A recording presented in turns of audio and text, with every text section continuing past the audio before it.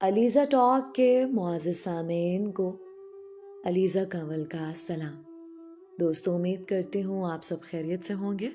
जहाँ रहें खुश रहें। बढ़ते हैं कहानी की जानिब। शुरू करते हैं आज की कहानी। जाने वाले चले जाते हैं, पीछे उनकी यादें बाकी रह जाती हैं।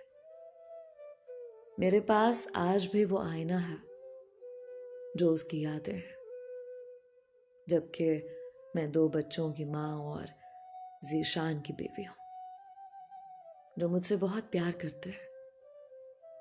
लगता है कि मैं अदील को अब भुला चुकी हूँ कि यही जिंदगी का उसूल है।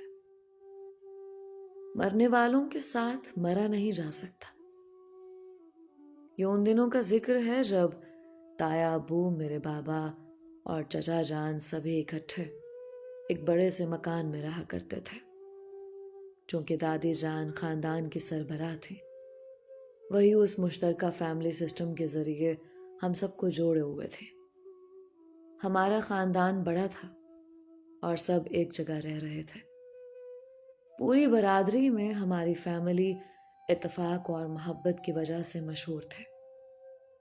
तीनों भाइयों के बच्चे जब एक जगह बैठते, वहां पल भर की खामोशी नामुमकिन थे। हमारे बड़ों का भी आपस में रौनक मेला लगा रहता था। ये माह रमजान की बात है।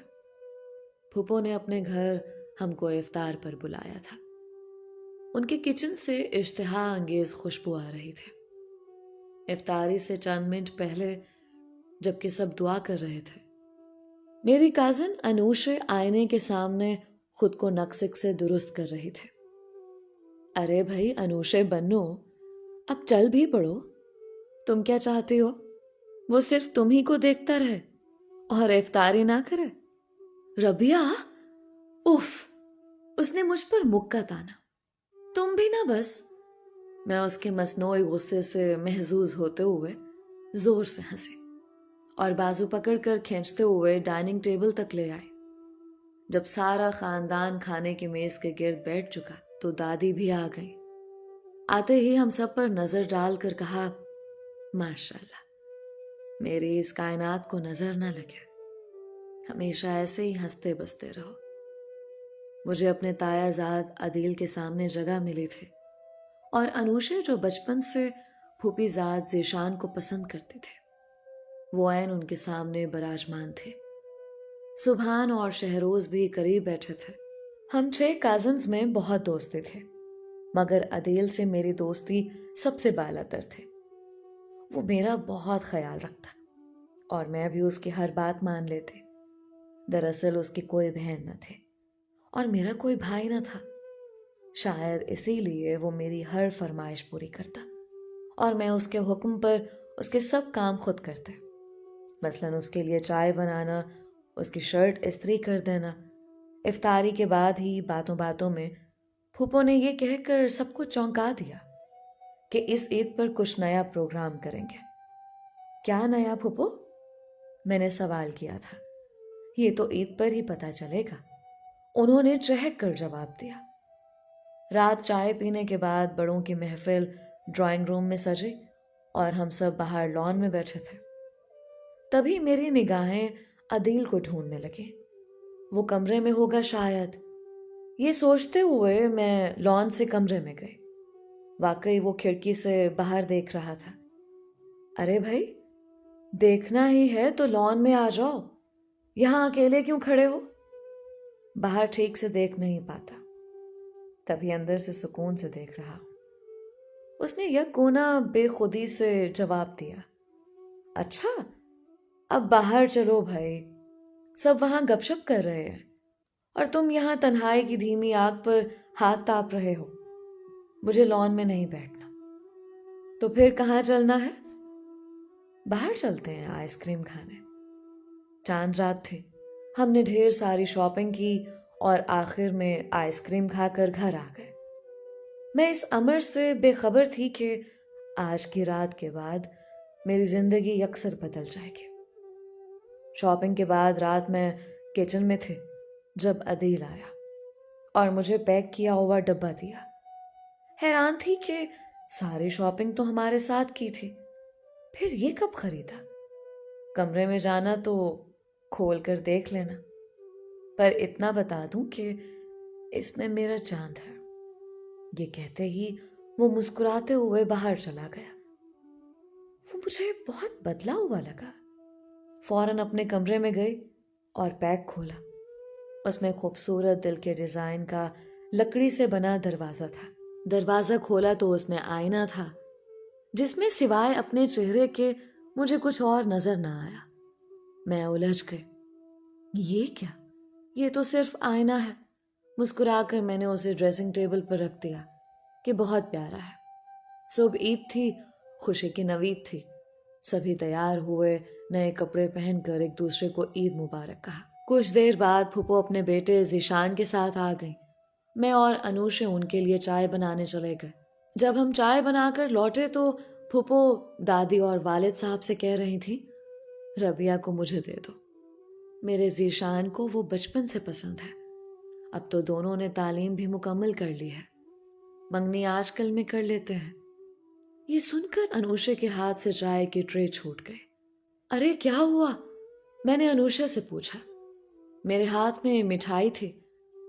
कुछ नहीं हुआ, बस ये सब टूट गया। कोई बात नहीं, दादी ने कहा। चाय बनाओ और शकूर से कहो कि ये सब साफ कर दे। चाय के बर्तन ही नहीं, किसी का दिल भी टूटा है। उसकी किसी को खबर ना हुई। मंगनी ईद के तीसरे दिन रख लेते हैं, फूफो ने कहा था। ठीक है, अब्बू ने जवाब दिया। खुशी के मौके पर खुशी से मुसरतें दो चंद हो गई। रात को अनुषे बगैर किसी से बात किए अपने कमरे में जाकर सो गए। मैंने अदील को देखा, जो आधी रात तक पुराने गीत सुनता था। आज वो भी गायब था। दोनों के इस गैर मामूली रवैये पर मेरे दिल में खटक से हुई। जब अम्मी अब्बू ने मेरा इंदिया मालूम करना चाहा तो मैंने कहा, मैंने तो ऐसा कभी नहीं सोचा था। तुम्हारी फूफो ऐसा चाहती हैं बेटे, ताकि हमसे जुड़ी रहे। तभी मुझे अनुषे के आंसू याद आ गए। अम्मी, अनुषे भी तो है, उससे करते हैं। जीशान ने तुम्हारा नाम लिया बेटी। अगर अनुषे को पसंद करता तो उसी का नाम लेता। अम्मी अब्बू मुझे उलझन में डालकर चले गए और मैं सोचती रह गई कि अनुषे जीशान को चाहती है और जीशान मुझे चाहता है और मैं किसी और को चाहती हूँ। अदील का ख्याल आ गया। रात के 2 बज गए और वो सुख का घर से निकला था, अभी तक नहीं आया। ना जाने कहाँ चला गया था। 3 बार फोन लगा चुके थे, पर फोन ऑफ था।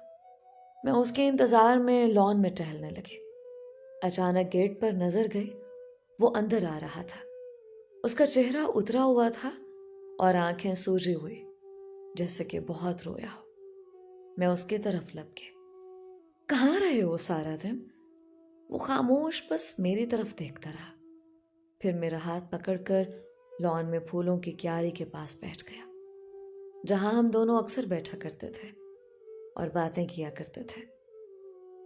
इस फूलों की क्यारी के साथ हमारी बहुत सी यादें वाबस्ता थी। बताओ क्या हुआ है? मैंने एक बार फिर पूछा। कुछ देर चुप रहने के बाद उसने पूछा, क्या तुमने जीशान के लिए हाँ कर दे? नहीं तो, मगर हाँ कर दो। वो बहुत अच्छा लड़का, तुमको खुश रखेगा, तुम्हें पसंद करता है। उसने एक ही सांस में कह डाला। नहीं, मैं नहीं कर सकती, मैंने जल्दी से कहा। क्यों? क्या तुम किसी और से प्यार करते हो?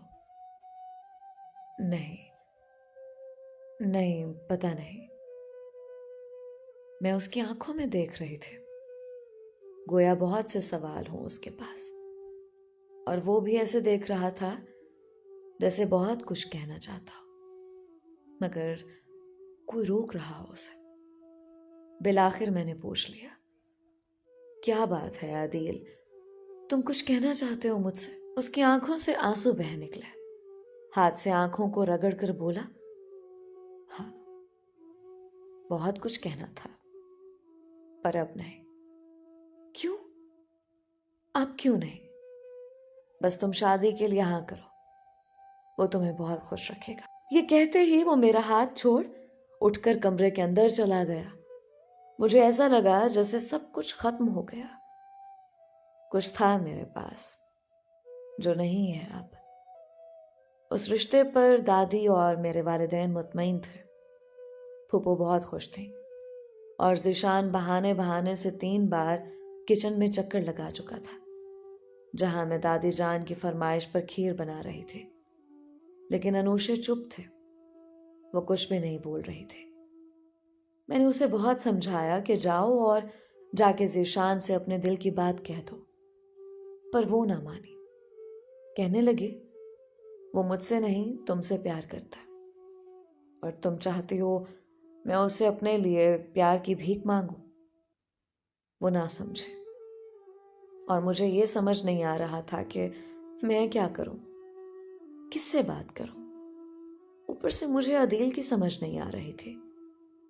पता नहीं उसे हो क्या गया था। आज फिर वो सुबह से घर पर नहीं था, जाने कहाँ था।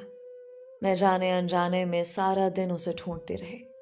3 दिन गुजरते देर न लगे, मंगनी की शाम आ गई। अनुषे खुद मुझे रस्म मंगनी के लिए तैयार करने लगे। लाख कोशिश के बावजूद वो खुश नजर नहीं आ रहे थे। रस्म मंगनी के वक्त अदील बिल्कुल मेरे सामने खड़ा था, लेकिन उसकी नजरें नजरें मुझ पर नहीं थी, बल्कि ज़ीशान पर थे। वो रश्क भरी निगाहों से उसकी तरफ देख रहा था। तकरीब के दौरान फूफो ने एक और फरमाइश कर दी। कहने लगी, भाई मुझसे अब और इंतजार ना होगा, आप मुझे शादी की तारीख दे दें। बाबा ने कहा, जब चाहो आकर ले जाओ अपनी बहू को, अभी हमारे घर तुम्हारी अमानत है। तभी 1 माह बाद की तारीख का तयन हो गया। मेरी हालत तो ऐसी थी कि काटो तो लहू नहीं बदन में। जाने क्या हो गया मुझे कि हर वक्त खोई खोई से रहने लगे। 1 महीना ऐसे गुजर गया। तैयारियां मुकम्मल हो गई थी। इस दौरान मेरा बीए का रिजल्ट आ गया, जबकि अनुषे जो मेरी क्लास फेलो भी थे वो 2nd और मैं 1st पोजीशन ले चुके थे। मुझे कोई खास खुशी ना हुई, लेकिन जब अनुषे ने रिजल्ट देखा तो कहने लगी, देखो मैं एक बार फिर तुमसे 1 कदम पीछे रह गई। ये बात उसने कुछ इस तरह यासियत से कही कि मुझे महसूस हुआ कि मैं बहुत गलत कर रही हूँ। मुझे ज़ीशान से शादी नहीं करनी चाहिए। सोचते सोचते शादी में 2 दिन रह गए। बिलाखिर मैंने फैसला कर लिया। रात 8 बजे के करीब मैंने ज़ीशान को छत पर बुलाया और कह दिया, देखो शानी, मेरी बात गौर से सुनो। अनुषे तुमसे बहुत प्यार करती है। क्या कह रही हो तुम? अनुषे मुझसे? उसने परेशान होकर मेरी तरफ देखा। हाँ, तुमसे, मैंने जवाब दिया।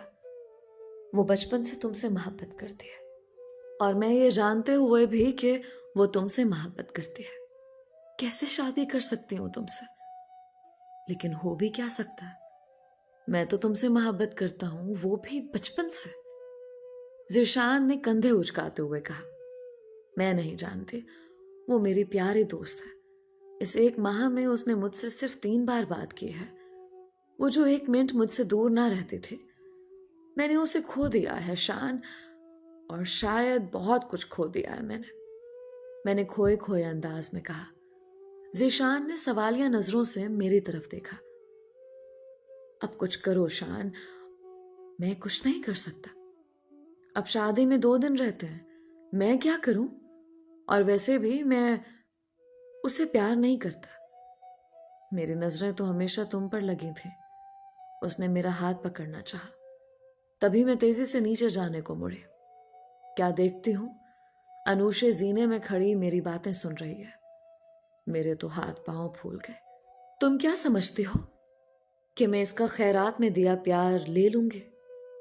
हरगिज नहीं। जब वो मुझसे प्यार ही नहीं करता तो क्या फायदा? जब कभी मैं उसकी नजरों में देखूंगी, मुझे तुम नजर आओगे, मैं उसे कभी शादी नहीं कर सकते, चाहे तुम मुझसे शादी करो या ना करो। और हाँ, ये क्या कह रही थी तुम कि तुमने मुझे खो दिया? वो मेरे हाथ अपने हाथों में लेते हुए बोली, मैं अभी भी तुम्हारे पास हूं, वैसी ही हूं, बस कुछ वक्त तो लगेगा, फिर ठीक हो जाऊंगी मैं। अब तुम आराम से सो जाओ। अगले दिन मेहंदी थी और अदील खानदान की तमाम औरतों और मर्दों के दरमियान बैठा ढोलकी बजा रहा था। मेरे हाथों पर जीशान के नाम की मेहंदी लग रही थी, पर मैं अब भी खुश न थे। मेहंदी की रस्म खत्म होने के बाद सब अपने कमरों में जा रहे थे। तभी मैंने अदील को लॉन में जाते देखा। वो फूलों की क्यारी के पास बैठा था जब मैंने उसे कहते सुना, मैं तुमसे बहुत प्यार करता हूं, बहुत चाहता हूं तुम्हें। बचपन से लेकर आज तक मैंने सिर्फ और सिर्फ तुम ही को चाहा, पर मैं क्या करूं, तुम मेरी भी नहीं हो सकती। शायद मैंने बहुत देर कर दी, तुमको ये बता नहीं सका। फूफो ने मुझसे पहले तुमको मांग लिया, या फिर ऊपर वाले ने तुम्हें मेरी किस्मत में लिखा ही नहीं था। मेरी सबसे बड़ी एक ही आरज़ू थी, तुम्हें पा लेने की आरज़ू। अगर ईद की सुबह फूफो तुम्हारा हाथ ना मांगती तो मैं तुमसे अपनी मोहब्बत का इजहार करने ही वाला था, पर अब नहीं। अब तुम मेरे दोस्त की हमसफर बनने जा रही हो। रबिया, काश तुम मेरे आईने के चांद को समझ पाती। काश रबिया, मैं उसके पीछे खड़ी ये सब सुन रही थी। दम बखुद रह गए, जैसे किसी ने मेरे सर पर हथौड़ा मार दिया हो और मुझे ये तक समझ ना आ रहा हो कि मैं खड़ी कहाँ हूं। मैं उस वक्त अपने आप को दुनिया की बेवकूफ तरीन लड़की समझ रही थी। खामोशी से उसको मुखातिब किए बगैर मैं अपने कमरे में चली आई। तब मैं सोच रही थी, क्या मैं भी अदील से मोहब्बत करती हूं या नहीं? शायद ऐसा ही था। मैं उसे 2 मिनट के लिए भी अपनी नजरों से ओझल देखती तो दिल में बेचैनी होने लगती। सुबह सवेरे उसका चेहरा ना देख लेती तो यूं लगता कि दिन अच्छा नहीं गुजरेगा। तो ये सब क्या है आखिर? मोहब्बत ही थी ना। सोचो मैं गलतान थी कि अब क्या करूं। अचानक जहन में ख्याल आया और उठ खड़ी हुई। ये भी ना देखा कि रात के 2 बज रहे हैं। अम्मी बाबा के कमरे पर दस्तक दी। इस वक्त कौन है? अम्मी ने कहा। मैं हूं, रबिया। दरवाजा खोलिए। खैर तो है बेटा? अम्मी ने घबरा कर दरवाजा खोल दिया। मैंने वालिदैन को सारी उलझन बताकर हकीकत से आगाह कर दिया। अम्मी बाबा दोनों ही परेशान हो गए। ये क्या कह रही हो रबिया बेटी? मैं ठीक कह रही हूं। प्लीज आप लोग कुछ करें। जो जिसको पसंद करे उसकी शादी उससे होनी चाहिए। अनूशे जीशान को और अदील मुझे। इससे आगे ना बोल सके। अच्छा तुम अब सो जाओ, सुबह बात करेंगे। लेकिन नींद कहाँ आनी थी। सुबह तक के 4 घंटे मैंने कांटों पर जाग कर गुजारे। सुबह बाबा ने सारी हकीकत दादी और फूफो के सामने रख दी। उन्होंने फिर शान को बुलाया और समझाया। तब उसने कहा, ठीक है, आप लोग रबिया और अदील की शादी कर दें, अगर रबिया भी यही चाहती है। ये कहकर वो कमरे से निकल गया। रबिया हो के अनुष है, मेरे लिए तो दोनों बराबर हैं। फूफो ने अफसुर्दगी से कहा। जीशान ने अदील को फोन किया। कहाँ हो? मार्केट में कुछ लेना था मुझे। अच्छा तो फिर जल्दी घर पहुंचो। और हाँ, अपने साइज की शेरवानी भी लेते आना। अरे ये क्या कह रहे हो तुम? मैं तुम्हारी शादी पर शेरवानी पहनकर क्या करूंगा? वैसे भी बहुत अच्छा कुर्ता ले चुका हूं मैं। मेरी नहीं बेवकूफ, तुम्हारी शादी की बात कर रहा हूं। क्या मतलब यार? खुलकर बताओ। मैं समझा नहीं। वो उलझ गया। तुम जैसा अहमक मैंने नहीं देखा यार। यार तुम रबिया से शादी चाहते थे और एक बार भी उसे या मुझे इशारतन नहीं बताया। अब हमको ख्वाब तो नहीं आता कि तुम क्या चाहते हो, तुम्हारे दिल में क्या है। यार तुमको गलत फहमी हुई है। रबिया ने मुझे कभी नहीं कहा कि वो मुझसे शादी करना चाहती है। ऐसा कहना नहीं पड़ता, सिर्फ महसूस करना पड़ता। तुम लड़के होकर उसे दिल की बात ना कर सके, वो तो फिर लड़की है। अब इतने महान ना बनो कि मेरे लिए कुर्बानी देकर मुझे ही विलन बना दो। बस और कोई बात नहीं करनी, बस शेरवानी ले लो और ये लो, रबिया से खुद बात कर लो। आईना दे दिया और समझाया नहीं कि आखिर ये चांद का मामला क्या है। मैं सारी रात चांद का सोचती रही कि आखिर ये मामला क्या है। सोचा सुबह तुमसे पूछूंगी। तुम तो जानते हो कि मैं आजिल की बेवकूफ हूं और सुबह तो घर का नक्शा ही बदला हुआ था। अगर कल रात मैं तुम्हारी उस फूल की क्यारी से की हुई बातें ना सुनती तो कभी अपने दिल की आवाज और उस आईने में अपना चेहरा ना देख पाते। और तुमने तो वैसे ही मुझे कुछ ना बताने की कसम उठाई हुई थी। अच्छा, अब शेरवानी ले आना। अनुषे छत पर थे। फोन बंद करके मैं उसके पास गई। उसे बहुत मनाया कि वो जीशान से शादी कर ले, पर वो ना मानी, जिद की पक्की थे। शायद अपनी जगह वो भी ठीक थी। नीचे आई तो रूम में न्यूज चैनल पर ब्रेकिंग न्यूज चल रही थी, जबकि वहां कोई मौजूद न था। पता नहीं कौन टीवी ऑन करके चला गया था। मैं रिमोट उठाकर बंद करने लगी तो एकदम साकित रह गई। लाहौर के किसी बड़े शॉपिंग मॉल में आग लगी थी। 8 लोग जान से गुजर चुके थे, जबकि 50 जख्मी थे। उफ, पाकिस्तान के हालात कभी ठीक नहीं होंगे। जो लोग मर चुके थे उनकी डेड बॉडीज बाहर लॉन में रखी जा रही थी। ये चेहरा नहीं, ये वो नहीं हो सकता। सब नीचे आ गए। क्या हुआ रबिया? अम्मी, अम्मी ये देखें, ये नहीं हो सकता। मेरी जुबान लड़खड़ाने लगे। तभी मैं धड़ाम से गिर गई। किसी को यकीन ना आया कि वो बेहोशी 1 साल तक रही। मैं जब कोमे से बेदार हुई तो अपने कमरे को अस्पताल की मानद पाया। अम्मी, मैं कहाँ हूं? तुम अपने कमरे में हो मेरी बच्ची। तुम ठीक हो गई हो। उनकी खुशी दीदनी थी। वो बहुत खुश थे, लेकिन अगले ही लम्हे वो उदास हो गए, क्योंकि अदील इस दुनिया में ना रहा था। उसे मार्केट में आग के हादसे ने निगल लिया था और उस हादसे को अब 1 साल गुजर चुका था। बेटी, हमारी बात मान लो। हमने बहुत दुख देख लिया।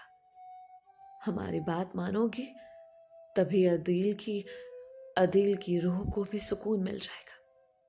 माँ बाप, फूफो और बूढ़ी दादी की खातिर बिलाखिर मुझे सर झुकाना ही पड़ा और मैं रिश्ता अज़दवाज में मुंसलिक हो गई। अब मैं और ज़ीशान मिलकर अदील की याद ताज़ा कर लेते हैं, जबकि अनुषे एमफिल करने लंदन चले गए।